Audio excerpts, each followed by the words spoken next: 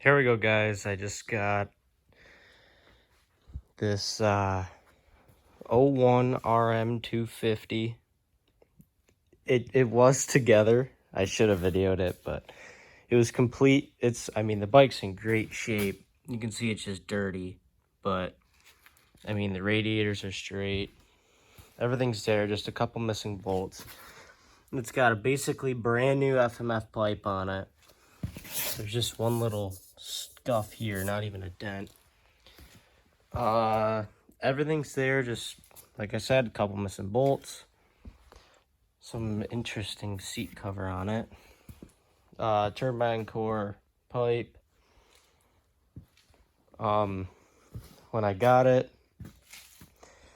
the guy that I got it from, my rear tire is spanked, but he gave me a new one. He's never ridden one of these tires before, so we'll try that out. Front tire still seems to be in good shape. It's a little hard, but you can see I'm removing these spoke covers. I'm sure everyone else would agree with that, but there's a very interesting front number plate on this bike. I have never seen anything like it. It's a metal. There's a metal grate in there, and that's not the number plate that should be on this bike, because it's an '01. So that's interesting, but it's kind of cool. I kind of like it. But it has a brand new rebuilt carb, like the missing bolt for the air filter, so that is likely the reason why it blew up.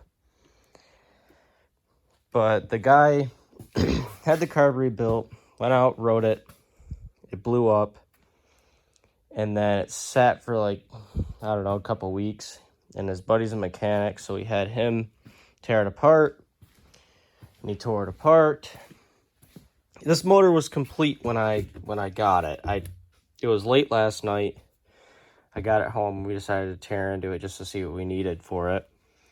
And when the guy tore it apart, he didn't drain the coolant. So when he didn't do that, all of the water went into the cylinder and then filled up the bottom end as well. And then just gave it back to the guy and told him what he needed for it. And then it sat for 4 months. So it got locked up from water being in there. So the cylinder is toast, of course. He said most likely cylinder. The piston is toast. And the crank and everything else he said was fine until it sat for 4 months and whooped out the rod bearing and the crank. And the crank bearings are whooped. And I don't really trust that the coolant didn't get into the transmission or anything, so, well, I know it would have, but I'm going to pull the whole bottom end because I'm going to need to put a new crank in anyways. So I'm likely going to end up replacing every single bearing in the entire bike, every single seal, and maybe shift forks, because I know they are a known issue on the RMs. So we'll check out the shift forks on it, and anything that needs to be replaced, I'll replace it. I got the bike for a great deal, so it was one of those deals where I just couldn't pass it up. I was actually going to get a pit bike to rip around for you guys on the channel, but I ended up seeing this after the guy flaked on me, and I couldn't pass it up. But there will be videos this upcoming weekend and next week of riding up north. I took this out there, we rode, and something happened to it. Actually, a couple things happened to it over the weekend, and this is also going to need the motor pulled out and cases split, but it does run and it drives. So I'll let you guys think about what is wrong with it. Most of you probably won't get it right, but I'm interested to see if you guys can. So I'm just going to send it. We're going to ride it this weekend. And then the following weekend, we're going to the dunes. Silver Lake Sand Dunes. So let's just hope all goes well for the rest of the season. And we will get this one rebuilt and on the trails. And then this one, this winter, will be torn apart. Well, the motor, at least, will be torn apart and a couple things replaced. But, all right, until then, I'll keep you guys updated on what goes on with the RM. I'm currently trying to find a cylinder for it.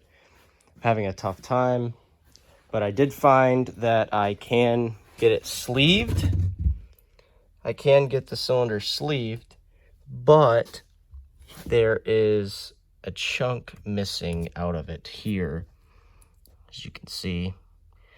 So I may, which I don't know how that would even happen, but I'm going to see if I can get that repaired. A buddy of mine's got a TIG welder, so we're going to try and repair that, because it is just water jacket, and an O-ring goes in this groove here. So as long as everything is symmetrical and lines up good, I should have no issues there, because it's not in the combustion chamber itself. It's just coolant flowing through there. I should be okay.